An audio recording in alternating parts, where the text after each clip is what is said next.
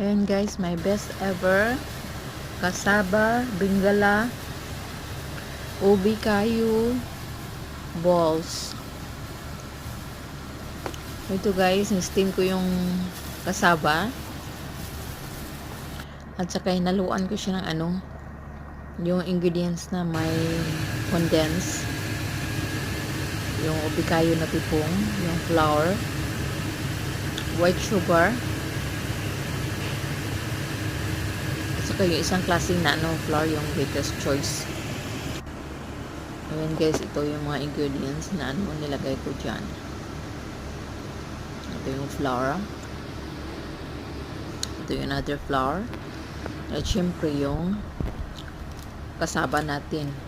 Ay, ito condense.